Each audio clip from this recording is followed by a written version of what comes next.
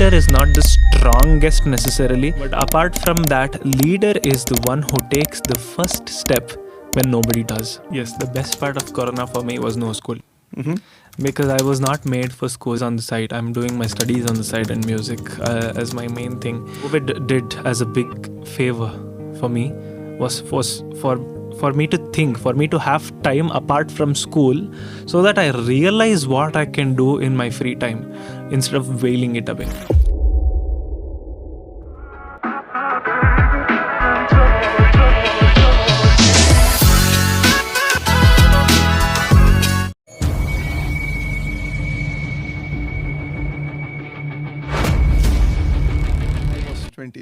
Your hard 20s, right? When do you see the shift happen from where it went to tell that no, I want to get into, I'll also want to be happy. I'll take all the audiences what are giving, but I also want you to be happy. Yes. What? I think it's majorly because of the growing up thing, and some good stuff stayed with me. That's how I would put it. So the good stuffs did not fade away, especially the fear of being judged. I never had. I never had this shame side where you would be conscious about what people would think if you're speaking like this, what people would think if you're singing like this, what people would think if you're thinking like this, anything. So I never had that in my quotient, and I can only be grateful for that. I don't know what else I could be for that. I wouldn't say that that's the secret ingredient that I learned from this. There's nothing special about that. I think that eliminates the biggest chunk of any challenge an adolescent would encounter, that is to be judged. Otherwise, I think every individual, every teenager, every person who has crossed their, who just entered their teens, they would be equally capable. It's the only thing that you're neither a kid, you're nor an adult, you're in a phase where you're very vulnerable, and whatever people tell you matters 10 times more than what it means. So this is a common challenge I only witnessed in my friends without being a part, without being a victim of it. So, without feeling sorry for all of the other population, I feel grateful for not having that. I wouldn't say I never had that fear of being judged or something. I had it, but I would somehow shake it off. And I would still be the bossy kid. So and then I fine-tuned my behavior, and then I started understanding the actual ethical part of being in a group. There's a win-win for everyone, and that's how you can achieve anything in group work. And I also had this essay to write, and I had a lot of eureka moments while writing that essays. And I realized the very fact that some things cannot be done alone. You just cannot do it alone. Swarapaana cannot run by myself. I have a lot of people behind the screen working tirelessly, from registrations to anything. I understood the benefit of it, firstly for myself, because as I said, we are all selfish, and secondly for everybody's self. It works for them as well. If I'm able to offer something, that's how society must work, and that's how it works. I have my own theory of existence of universe based on diffusion. So where there is less, it has to go from more. So that's how it works. And where there is give and take, I think a group can sustain, and it has to be healthy. And one more thing a group must have is a good leader. And I explained to my team who's a leader. A leader is not the strongest necessarily. A leader is not the one who controls everyone necessarily, which I was. And I thought that was leadership. That was just pure domination. But apart from that, leader is the one who takes the first step when nobody does. That's what I learned. After realizing it, I taught that to my team. That is what to lead means. To take the first step when nobody feels like taking the first step, when nobody is taking the first step for whatsoever the reason. That's when I took the first step. And again, the credit goes back to my shameless, I don't even know the right word. What is the right word? Shameless version. Let me put it that way. No problem. So I took the first step. Like, why are you guys not taking the first step? I'll take it. It's not because I wanted to lead. I wanted to see what's there ahead. So when that happened, people stepped with me, and that became the routine. I got used to being understood as a leader. And that was a very, very more than a responsible role, it was a fun role because you get to see the thing first.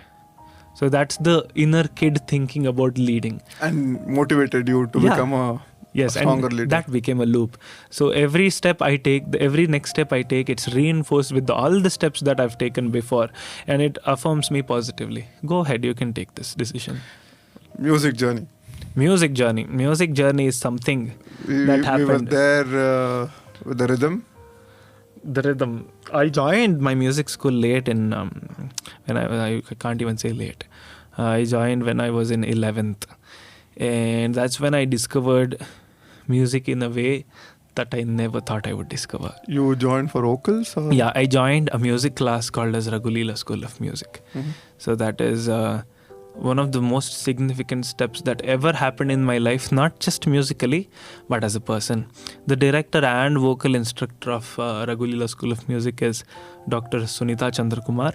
She is the only person that I gave the place of guru, not a teacher, because I told this in one of my talks before. She didn't teach me music. She taught me how to want something. Mm-hmm. That's way deeper than it struck me before. How can a person teach you how to want something? Does it mean they taught you to be desperate? Does it mean they taught you to be jealous of things that you should have from others? What does it mean? Then I understood that she taught me also what guru means. Guru is that inner self that you already have, the evolved version that guides you through. That's the guru. And she instilled that guru in me, and I could guide myself better compared to everything that I had. And that was my biggest missing puzzle piece. And it is also a record. I stayed with her for 5 years. I've never stayed under any instructor for more than 2 to 3 months. So that's a record. And a lot of the teaching styles is inspired from her, and I would give all of my credits of understanding music, of understanding lyric, of understanding literature, of music, everything to her. And after that happened, Swarapaana happened, and now it's running its miles like that. Nice. Amazing. I would also, because there is a part which I would also want to touch into, which you have a rhythm united by music. Music, right? Yes. So I want to hit on the concept of this goes to the vision part, because there is ideology that you would also want to put out there, because right now you have already started an academy of music. Correct. So that also means all the best for that. Thank you. So it's growing a bit more deeper and into roots. Correct. Where is it that you want to take this? At very first day when I came up with the concept of uniting people by music, first of all, let me tell you this. When we do smaller sessions, now it is impossible in Bangalore because people come in hundreds. When we had smaller groups, when it began, I asked people to introduce themselves in a certain way that they are not used to. And I strictly prohibit them from talking about their profession. So their introduction would be like, what is your name and why do you like music? For whatever reason. Those should be the only 2 questions that has to be answered. And most people find it very difficult to identify themselves without their profession or without what they're doing. I am Sagar, I'm an educator. That's how they would speak. So after I was strict about it. You are not supposed to disclose your profession. You have to just, because the reason why you're here today is not to talk about your profession. It is because you like music. Correct me if I'm wrong, that's the reason you're here, and people would rewire back to why they came here. So that is when I at the end they would ask me what is my name and what is the reason I like music, and then I would say my name is Sagar and I like music because it is capable of uniting people like this. And that's when I came up with the hashtag United by Music. So when that happened, when I started it, 100 was the limit that I wanted to have in the team. Then I understood that we cannot have it because people do not like to stick to schedules. They just do not. And then I was like, let's open the gate. to how many ever people who want to be a part, because there shouldn't be a when limit. did it cross? I mean, when did it really hit you that, okay, this is growing, this is... Oh, on day 2.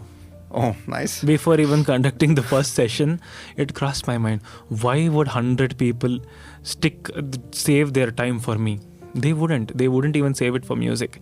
They don't know whether they want to save it. That's when I opened the gates for how many ever people would want to come. Then when I saw that the audience was blasting in Bangalore and we're in Mysore, the first big step, the milestone that I had to take was to reach Bangalore, which I wasn't planning any time until it had been 1 year that I started Swarapaana. It still has not been 1 year. I started it on 4th November. So we'll be crossing the first anniversary very soon. Nice. But it compelled me. One fine day I said, okay, let's do a meetup in Bangalore. I asked some fans to meet in the Forum Hall, and then we did a meeting, and then I confessed that I'm very Bangalore dumb. I do not know anything. I know barely 3 places. And they gave me suggestions, and I created a group for them to discuss amongst themselves and come up with locations where we could do. And there were also lovely volunteers who went and spoke with the authorities of Bugle Rock, Cubbon Park to do our first sessions there. And that's how we expanded in Bangalore. And everywhere that I've been, and every session, as I say, I carry a lot of value from every session. And the major chunk of it goes to people. All the credit goes to people. We are one. And whoever resonates with the objective of Swarapaana, they come forward to help. And without them, I will not be able to expand. So now it has given me confidence that wherever I expand, to wherever place I take Swarapaana to, I just need to be very truthful to myself and my objectives, and communicating the same to people without having any hidden agendas or anything. You just have to be pure in telling people what you want to do and why you want to do it. And people, whoever resonate with it, will come forward to help. This is what I've come across, and I sort of rely on them to do it, right? Because I physically cannot do some things. I cannot get 5 errands run at once by myself, and none of them are employed under Swarapaana yet.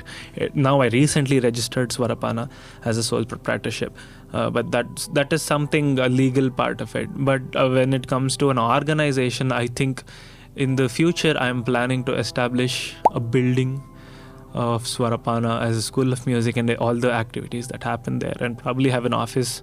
I don't want to make it extremely formal. At the same time, organization itself defines what it is. So we need to organize a few things. Probably in the future I'll be establishing an office, and the higher ends are never ending. I want to do flash mobs on the streets of New York, as I told before, and probably in different cities as well. I am manifesting it. Let's see where we can go with that. Nice. Thanks a lot. As an ideological part, right? Because you already explained how the music comes in and how it hits in, right? I have 2 parts I need to ask with, right? We brought up this conversation, which is tangential, but I want to, because it's very strange when I meet people that they bring up Corona.